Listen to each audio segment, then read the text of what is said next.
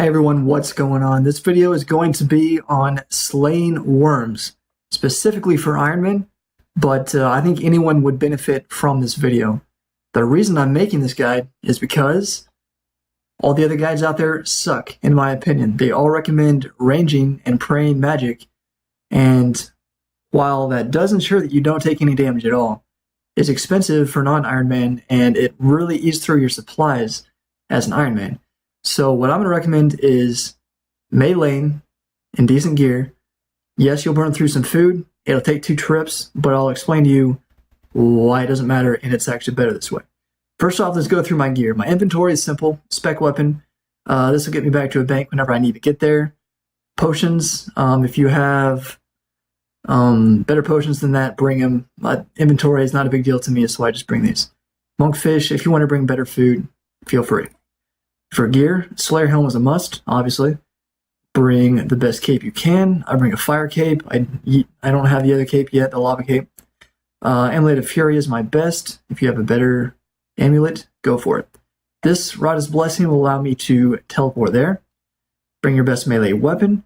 And then you're going to want to bring gear that has decent magic defense. I bring Karil top and bottom. If you have Armadillo, that's even better. Bring that. Dragon Defender, obviously a little bit more defense, some attack. Barrel's Gloves, pretty much no way around that. Bring my Primordial Boots, a little bit of defense, a little bit of damage, a little bit of attack bonus, and then the Ring of Suffering, rounding it all out, gives me a little bit of extra defense as well. Now the reason why it doesn't matter if you have to take 2 trips for this task using this method instead of ranging with prayer is they drop hard clues. So generally, halfway through the task-ish, you're going to get a clue anyways. You may as well bank, do the clue, come back with a fresh inventory, and go from there. And then also, I mean, if you have Rada's Blessing 3, if you've done the Current Elites, then you have unlimited teleports right back to Mount Karil. You're basically right back at your Slayer areas. So it takes very, very little time to re-gear and get back there. Anyways, let's go ahead and get into some kills. So the Wyrms attack with both magic and melee. That's why with other guides they recommend using Protect from Magic and keeping your distance. The Protection Prayer protects you from the magic damage, and then they're unable to melee you because you're not in melee distance. With this method, wearing Karil armor gives you decent bonuses against the magic attack and against the melee. So really, if you watch this video in its entirety, you'll see that I'm not taking very much damage at all. As long as you have decent stats and decent armor, you'll be okay. You always have the option to Pray Flick the either Protect from Magic or Protect from Melee. More often than not, it attacks with magic, even if you're melee. So if you want Flick Protect from Magic, that will extend the trip even longer. But they do drop Bass, which will also help you sustain. If you get a relatively short task from Konar, if you combine prayer flicking with picking up the bass and eating those, even without praying through the entire task, you should be able to do it in one trip if you really want to.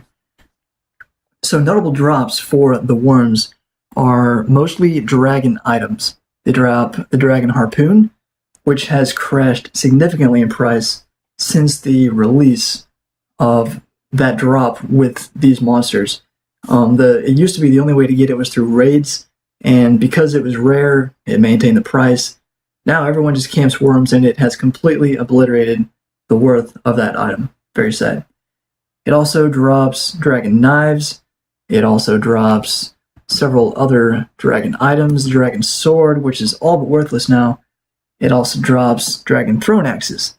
So some pretty decent items. You can make decent money here if you are very lucky, but for the most part, the items are very generic. Also, I forgot to mention, you're going to want to bring your Bone Crusher. It'll automatically convert the bones here into prayer experience, and you don't have to worry about burying them. I didn't include that in the early part of the video. I apologize. You probably want to use that if you want the prayer experience. If you're some kind of pure and you don't want the prayer, then obviously don't bring it. So from now on, just go ahead and enjoy the rest of the video. I'll show you me fighting the Wyrms, not taking much damage. These guys are pretty decent experience. and not a bad task all in all. Hope you enjoy the video, enjoy the music. Have a good one.